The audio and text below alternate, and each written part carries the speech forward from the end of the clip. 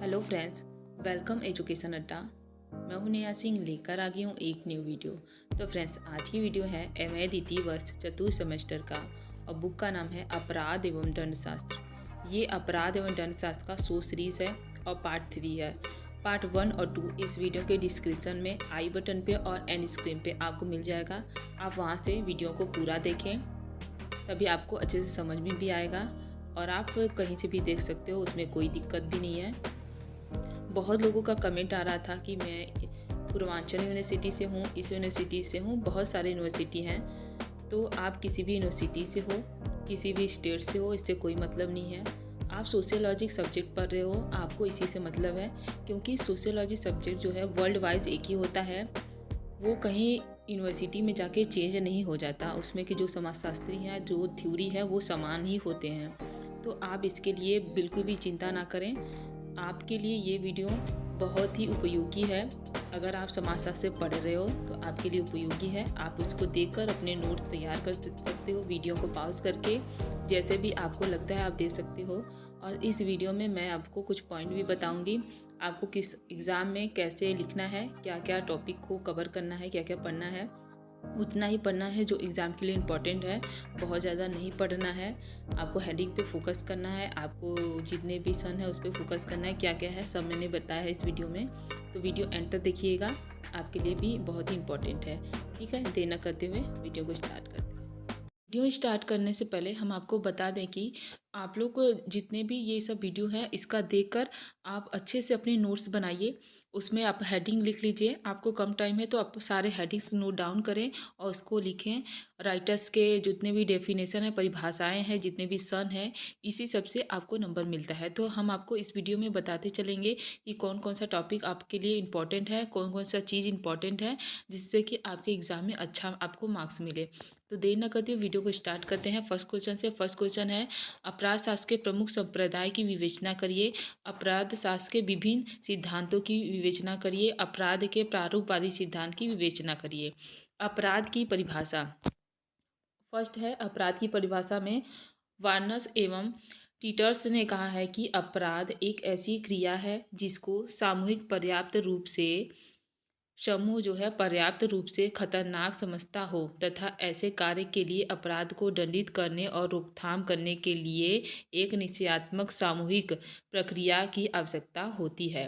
Okay friends, तो ये रहे फर्स्ट परिभाषा है। इसमें बहुत सारे परिभाषा हैं, आप अपनी सुविधा के अकॉर्डिंग किसी भी एक परिभाषा को लिख सकते हो और देख सके याद कर सकते हो।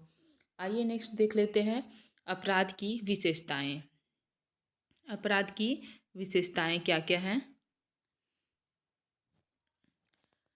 पहला है, आपको ऐसे पॉइंट डाल के आपको लिखना है, जैसे इतना छोटे छोटे आपको इतना लिख देना है, ज़्यादा नहीं लिखना है, क्योंकि ज़्यादा लिखने लगेंगे तो आपको मेन पॉइंट पे फोकस करना है, जिससे कि आप नंबर ज़्यादा से ज़्यादा कैच कर पाओ।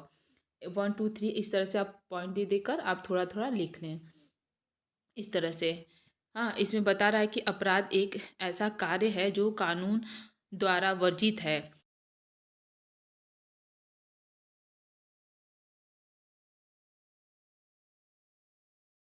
अपराध कहा जाता है। इस तरह से आप 2 4 पॉइंट आप इस तरह से लिख सकते हैं। और आपको कम टाइम है तो आप हेडिंग पे, मेन हेडिंग पे फोकस करें, क्योंकि इसी से आपको नंबर मिलेगा। सोशियोलॉजी में अगर आप अच्छे से हेडिंग भी नहीं लिख रहे हो तो आप एकदम समझ लो पासिंग मार्क ही आपको मिलेगा, और पासिंग मार्क लेके आप किसी काम के नहीं रहेंगे अगर आपको हायर एजुकेशन। आइए जान लेते हैं अपराध शास्त्र के प्रमुख सिद्धांत और जितने भी संप्रदाय हैं, सिद्धांत बोले या संप्रदाय। तो पहला है शास्त्रीय संप्रदाय। इस संप्रदाय के प्रेरक जो है वो है बैथम। कौन है? बैथम। इसको आपको हाईलाइट करना है। और ये इंग्लैंड में काफ़ी लोकप्रिय हुआ था। और कब ये जो सिद्धांत आया था, जो ये संप्रदाय आया था, कब आया था? तो आया था 1764 में, 1764 ईस्वी में। बेकरिया बेकरिया ने इस सिद्धांत का उपयोग दंड शास्त्र में किया था। किसने किया था? बेकरिया ने। इस लाइन को आपको यहाँ तक लिखना है। फ्यूरबैक ने भी इस सिद्धांत का काफ़ी समर्थन किया था। किसने किसने किया था? फ्यूरबैक और बेकेरिया ने। और इसके प्रेरता कौन थे? बैथम थे। ये आपको इतना आपको नोट डाउन करना है।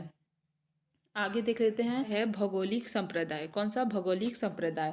आपको इस तरह से हेडिंग देना है।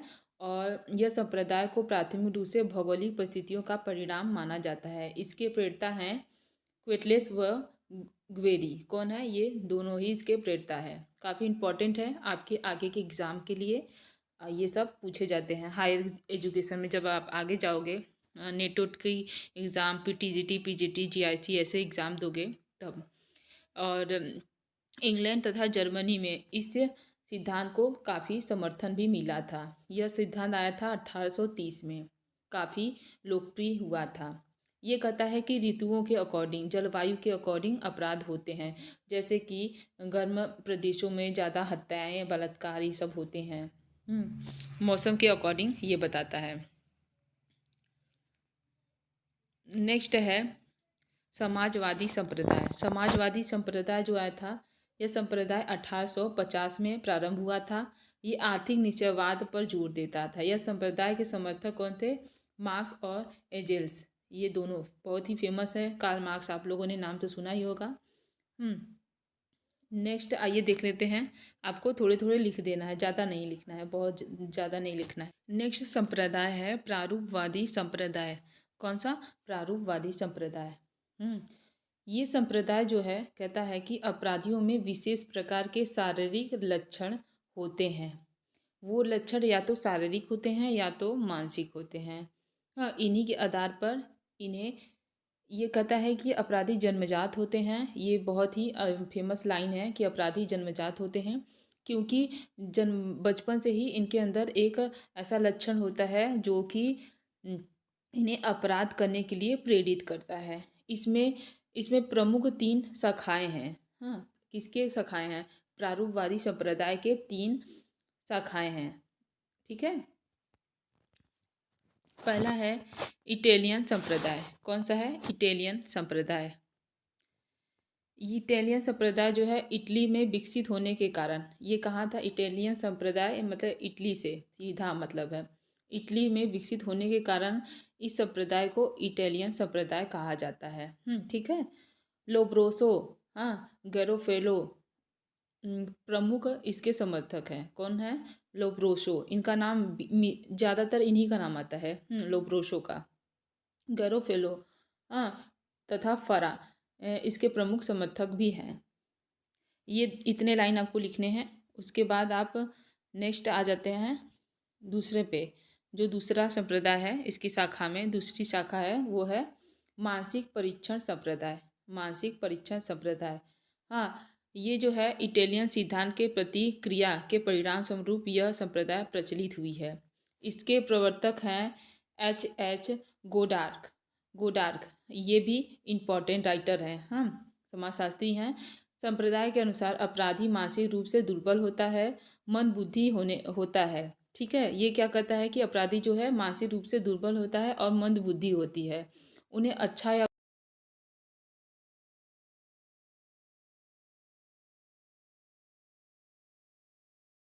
लिखना है, ज़्यादा नहीं लिखना है, क्योंकि ज़्यादा लिखोगे आपको नंबर गेन करना है। ज़्यादा वहाँ पे कहानी नहीं लिखना है। और ऐसे चीज़ें लिखने हैं जो इन्फेक्टिव हो, जो कि एग्जामिनर देखे तो उसको लगे कि हाँ किसी ने लिखा है, उसको नंबर मिलना चाहिए। मनोविश्लेषणात्मक संप्रदाय। मनोविश्लेषणात्मक संप्रदाय जो है वो लब्रोसो के विचार से प्रेरणा पाकर संवेगात्मक अस्थिरता, अपस्मार, मनोविकार आदि अपराध के कारक है। ये कहते हैं यौन कुष्ठ को जन्म देता है। नेक्स्ट है समाजशास्त्रीय संप्रदाय। कौन सा? समाजशास्त्रीय संप्रदाय।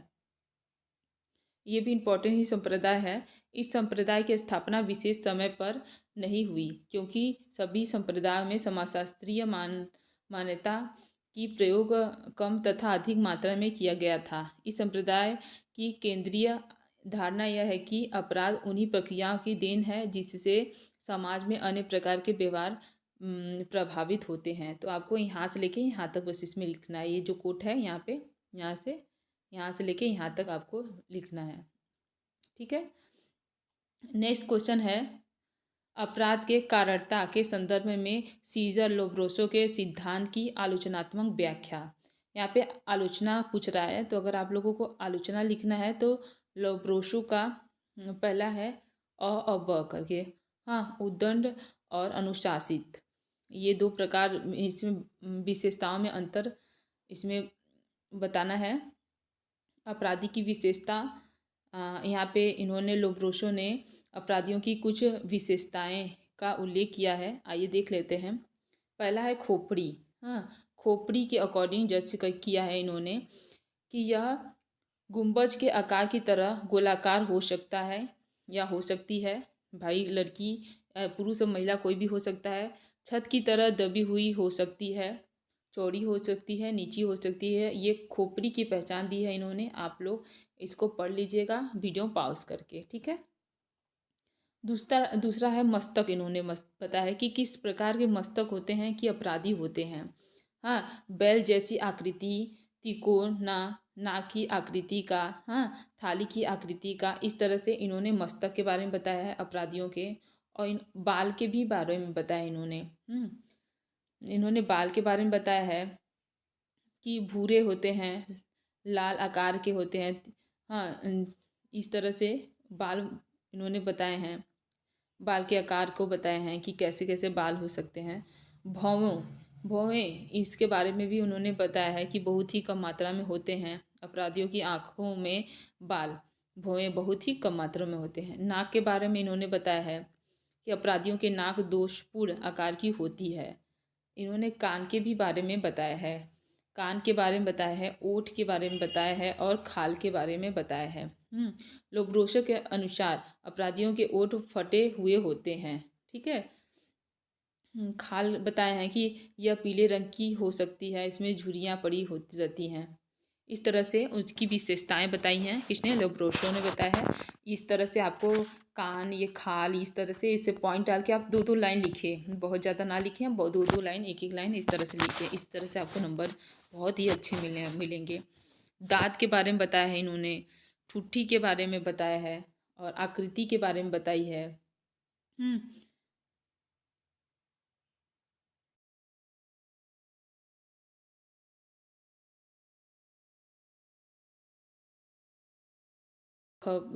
ऐसे करके बताया है। ये सब इनकी आदतों के बारे में बताया है। यहाँ पे आपको बस वहाँ पे जो यहाँ से मेन पॉइंट यहाँ पे है, ऊपर के आकृति ऐसे करके दो तीन लाइन ऐसे क ख डाल के बस आप वहाँ तक एंड करें। बस इतना ही आपको यहाँ से लेके आप यहाँ तक लिखें बस। उससे ज़्यादा आपको उतना ज़्यादा नहीं लिखना है। आपको पढ़ना है तो आप पढ़ सकते हो। अपराधियों का वर्गीकरण, लोब्रोशो ने अपराधियों का वर्गीकरण किया है। कितने आधार पे किया है? 3 प्रकार से किया है। एक जन्मजात अपराधी, दूसरा पागल अपराधी और कामुक अपराधी और चौथा आकस्मिक अपराधी। 4 प्रकार के अपराधियों का वर्गीकरण इन्होंने किया है। यहाँ पे अब इसके अंदर इन्होंने दिया है, तो आप इस तरह से 4 प्रकार, यहाँ पे 4 इंपॉर्टेंट है तो 4 का आप लिख सकते हैं वर्गीकरण में। अब यहाँ नीचे है जन्मजात अपराधी। जन्मजात अपराधी में है कि जन्मजात, जैसे कि जिसके नाम से ज्ञात होता है कि ये पैदाइशी अपराधी होते हैं, ठीक है। इसको इन्होंने कुछ भागों में बांटा है, 3 भागों में बांटा है। पहला है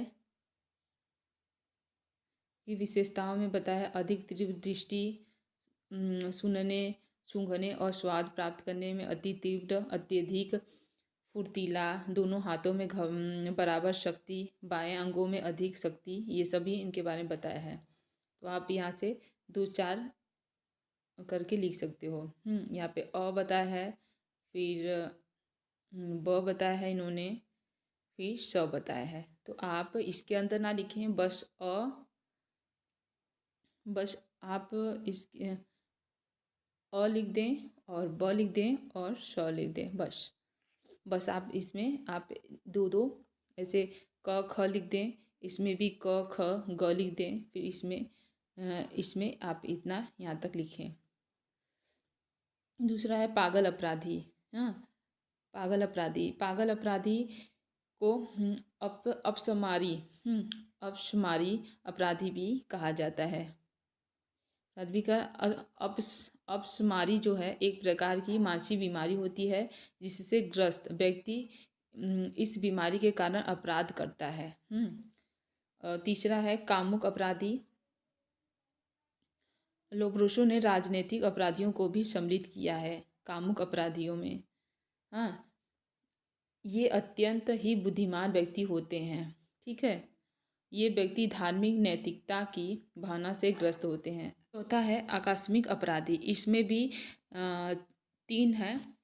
पहला है दिखावटी अपराधी, इस तरह से आपको लिख देना है, आदती अपराधी और क्रिमिनलायड। ये 3 अपराधी इसमें हैं। आप इसको पॉइंट दे के बस लिख दें, ज़्यादा ना लिखें। लोब्रोसो के सिद्धांत का स्तर है। लोब्रोसो के जो सिद्धांत का स्तर है आप इसको भी देख लें कि अपराधी जन्मजात होते हैं, वे बनते नहीं हैं। ये कहते हैं कि अपराधी जन्मजात होते हैं, बनते नहीं हैं। अपराधी एक विशिष्ट प्रकार की शारीरिक विशेषताओं के होते हैं। ये शारीरिक प्रकार शारीरिक कृतियों से संबंधित हैं। इन शारीरिक विशेषताओं के आधार पर अपराधियों को पहचाना जा सकता है, जितने भी ऊपर आप लोगों को बताया गया है। बस आपको उतना लिख देना है। आप नीचे आलोचना पूछा है तो आप आलोचना में ऐसे 1 2 3 करके आपको लिख देना है, ज़्यादा नहीं लिखना है। थोड़ा बहुत आप लिख सकते हैं, लेकिन आपको मैं दिखा देती हूँ, आप लोग अपने अकॉर्डिंग देख लें। लोब्रोसो के सिद्धांत का मूल्यांकन। लोब्रोसो का पहला अपराध शास्त्रीय था जिसने 1870 में अपराध और अपराधियों का इतना पूर्ण और विस्तृत अध्ययन किया था। ठीक है, आप लोग इसको भी पढ़ लीजिएगा। टेफ्ट ने भी लोब्रोसो की आलोचना और उनके कार्यों के महत्व का समन्वय करते हुए लिखा है कि अपराध शास्त्र और दंड विधान के क्षेत्रों में लोब्रोसो का सिद्धांत अत्यंत ही महत्वपूर्ण और प्रभावशाली है। ये किसने कहा है? हाँ, टेफ्ट ने। तो फ्रेंड्स, इसमें आप लोग बस इतना आपको लिख देना है। ठीक है, नेक्स्ट है हट्टन के अपराध संबंधी सिद्धांत की आलोचनात्मक विवेचना कीजिए। हट्टन का क्या सिद्धांत है? हट्टन ने लोब्रोसो के सिद्धांत के पश्चात शारीरिक बनावट का संप्रदाय विकसित किया था। किसके बाद किया था? लोब्रोसो के सिद्धांत के बाद किया था शारीरिक बनावट का संप्रदाय। ये इनके सिद्धांत था, इनका विकसित किया था। इसे नवीन लोब्रोसो संप्रदाय भी कहा जाता है। ठीक है, आपको आपको इसमें मेन लाइन जो है यहाँ से यहाँ तक लिखना है। फिर यहाँ पे ये इम्पोर्टेंट है, ये जो है सन उन सब इम्पोर्टेंट है। हट्टन ने 1929 से लेके 1939 तक 10 वर्ष की अवधि में इन्होंने 3876 पुरुष बंदियों और 3203 अपराधियों के तुलनात्मक अध्ययन के आधार पर 1939 में 2 पुस्तकें लिखी थी। किसने लिखा था? हट्टन ने। ठीक है, ये आपको यहाँ पे लिख देना है, इसी से आपको नंबर मिलेगा।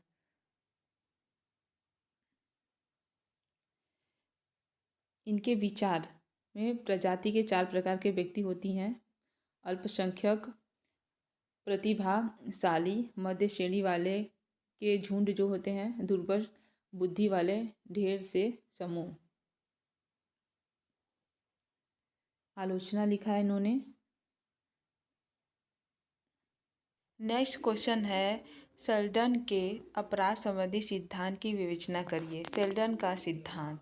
प्रोफेसर विलियम सेल्डन ने 1949 में हट्टन के सिद्धांत के पश्चात शारीरिक बनावट के आधार पर अपराधों को समझाने का प्रयास किया था। आपको यहाँ से यहाँ तक आपको लिखना है।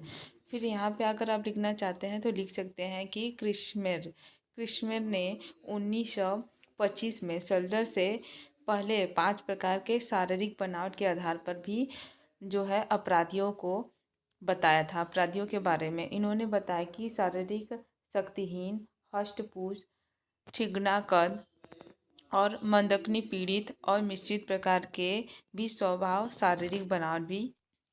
और यहाँ पे इन्होंने कुछ शारीरिक बनावट के आधार पर और स्वभाव के अकॉर्डिंग इन्होंने कुछ अपराधियों के बारे में बताया है। इसमें है गोलाकार शारीरिक गठन वाले व्यक्ति के बारे में इन्होंने बताया था। आप लोग इसको अच्छे से पढ़ लीजिएगा। इसकी त्वचा चिकनी होती है। इस तरह से इन्होंने इसके बारे में बताया था। मखमली छोटी और कोमल हड्डियों वाली होती है, इस तरह से बताया था। इस तरह से आपको हेडिंग देखना है। मझले कद के शारीरिक गठन वाले व्यक्ति होते हैं। हाँ, लंबाकार शारीरिक गठन वाले व्यक्ति होते हैं। इस तरह से आपको हेडिंग डाल के लिखना है, एक दो तीन लाइन। वहीं पे शारीरिक गठन वाले अपराध सर्वाधिक मिलते हैं। इन्होंने कहा है इन्होंने 3 प्रकार की अपराध वृत्ति बताई है। राजसिक वृत्ति, भ्रमणपूर्ण वृत्ति का ग है हिबोफ्रेनिक वृत्ति। ये 3 प्रकार के इन्होंने बताया है। हाँ, शेल्डन ग्लुक और इलिनॉर ग्लुक ने भी 1956 में शेल्डन का समर्थक किया था। ये दोनों ने शेल्डन का समर्थक किया था। कब किया था? 1956 में। ये इतना आपको लिखना है, बस, ज़्यादा नहीं लिखना है। और यहाँ पे आपको नीचे का इम्पोर्टेंट ये लाइन आपको यहाँ से लिखना है, बस, ज़्यादा नहीं लिखना है। यहाँ पे आ जाएंगे नेक्स्ट क्वेश्चन पे। अपराध के आर्थिक सिद्धांत की विवेचना करिए। अपराध का आर्थिक सिद्धांत। अपराध का आर्थिक सिद्धांत आया था 1847 में। रसेल ने इंग्लैंड में एक वर्ष 1842 की सबसे अधिक अपराध की संख्या को आर्थिक उतार चढ़ाव सामान्य विपत्ति से संबंधित बताया था। दूसरा है 1855 में। हाँ, जोसेफ फ्लेचर ने 1810 से 1847 तक के 37 वर्षों के काल में खाद्य पदार्थों के मूल्यों और अपराधी की संख्या में संबंध बताया था। तीसरा है 1856 में वाल्स ने इंग्लैंड में 1844 से 1854 तक के 10 वर्षों के काल में अपराध दर घटने बढ़ने का संबंध आर्थिक दृष्टि से अच्छे और खराब वर्षों तथा मंदी और तेजी के दिनों को बताया था। ये आपको ये लाइन इतना लिख देना है। फिर उसके बाद आपको यहाँ पे रेकलेस ने भी इसके बारे में अध्ययन किया था, इसके बारे में बताया था। आप यहाँ से यहाँ तक इसको भी पढ़ लिख सकते हो। ये नीचे का नहीं लिखना है आपको, ज़्यादा नहीं। फिर यहाँ पे मार्क्स ने भी बताया, पूंजीवादी की व्यवस्था के बारे में बताया है मार्क्स ने। आप यहाँ से यहाँ इसको भी लिखें और इसको पढ़ लें अच्छे से। दो तीन लाइन इसमें का लिख सकते हैं आप, उनका नाम डाल के। अमेरिका में काल्वेल ने 1931 में, विलियम ऑकबर्न और 1935 ग्लुक तथा शाह और मैके ने भी अपराधियों तथा अनपराधियों और की आर्थिक स्थिति के अध्ययन के बारे में बताया था।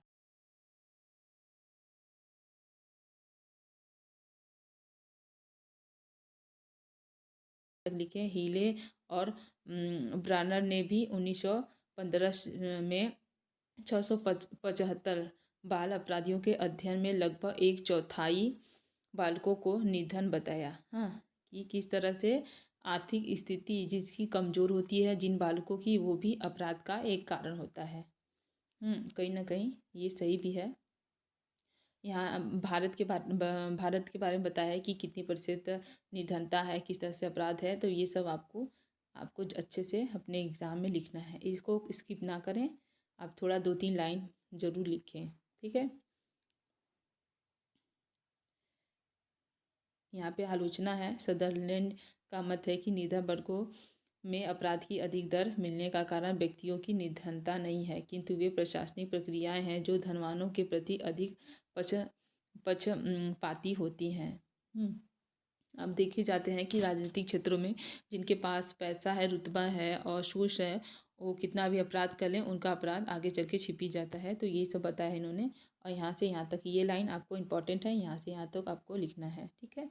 आलोचना में आप ये वाला भी लाइन लिखेंगे, ये इतना इसको लिखे चाहे ना लिखें, लेकिन आपको ये लाइन लिखना है, ठीक है, नीचे का जो हाईलाइटेड है। नेक्स्ट क्वेश्चन है, दुर्खिम के एनोमी के सिद्धांत की विवेचना करिए। दुर्खिम का एनोमी का सिद्धांत। एनोमी की अवधारणा सर्वप्रथम दुर्खिम ने विकसित की थी। किसने किया था? दुर्खिम ने। ठीक है।